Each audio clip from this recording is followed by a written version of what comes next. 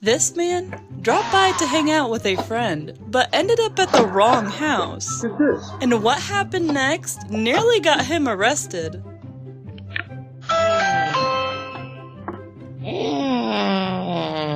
David, open the door. Habibi, Habibi. Can I help you? Delivery. You can leave it on the floor. With the door locked, the man decided to act silly and play around. But the homeowner was not playing around at all.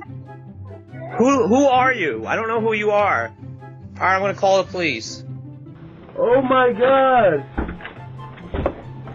Dave. You don't believe what I just did, Dave. Eventually, a police officer arrived to find out what's going on, and the man apologized for his honest mistake.